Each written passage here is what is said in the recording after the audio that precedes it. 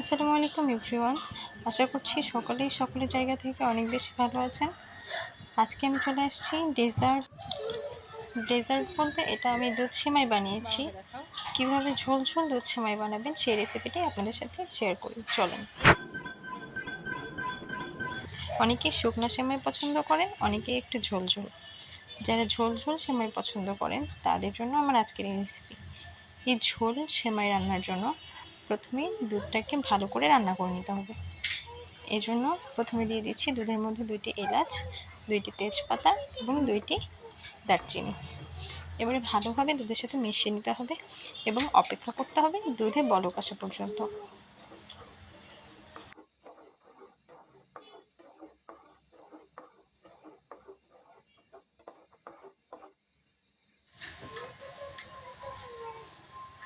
এখানে আমি half litre দুধ নিয়ে নিয়েছিলাম।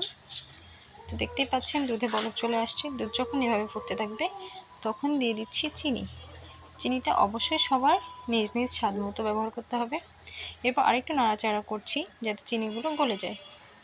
এরপর এতে দিয়ে দিচ্ছি 1 চিমটি পরিমাণ লবণ। আগের মানুষরা সবাই বলেন মিষ্টি আইটেমে একটু লবণ দিলে মিষ্টির স্বাদটা বেড়ে যায়, তাই চেষ্টা করবেন 1 চিমটি পরিমাণ লবণ ব্যবহার করতে। এরপর চলে যাচ্ছে সেমাইয়ের কাজ করতে। তো একটা ফ্রাই প্যানে আমি প্রথমে 1 চা চামচ পরিমাণ ঘি দিয়ে দিয়েছিলাম, পরে আরও হাফ চা চামচ দিয়ে দিলাম। এরপর একটু কাঠবাদাম ভালোভাবে ভেজে নিচ্ছি। কাজু বাদাম দিলে টেস্টটা বেশি ভালো আসে, তবে আমার বাসায় কাঠবাদাম ছিল, আমি কাঠবাদাম ভেজে নিয়েছি। এরপর দিয়ে দিচ্ছি সেমাই। সেমাইটা মোটামুটি ভাজা ছিল, তবে দ্বিতীয়বার ভাজার কারণ হচ্ছে এতে করে সেমাইটা গলে যাবে না। অনেকের সেমাই দুধে দেওয়ার পর একদম ভর্তা হয়ে যায় সেমাই দুধের সাথে, কিন্তু এভাবে একটু ভেজে নিলে সেমাইটা আস্ত হয়ে থাকবে। এই টিপসটা ফলো করে সেমাই রান্না করলে দেখবেন সেমাই আর গলে যাবে না। এভাবে একটু হালকা ভেজে নিতে হবে সেমাইগুলো। আর ঘিয়ে ভাজলে এই সেমাইটা তো অনেক বেশি ভালো লাগে, এটা সবাই জানেন।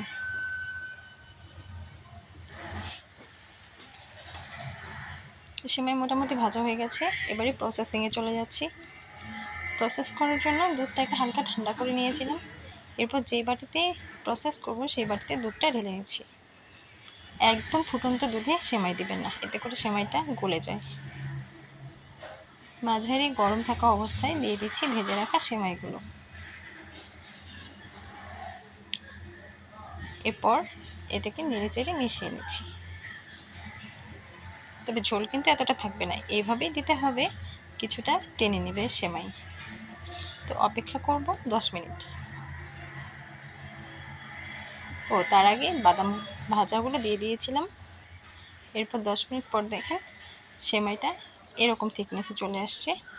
এখনও কিছুটা লিকুইড আছে, আরও একটু পর আরও একটু টেনে যাবে।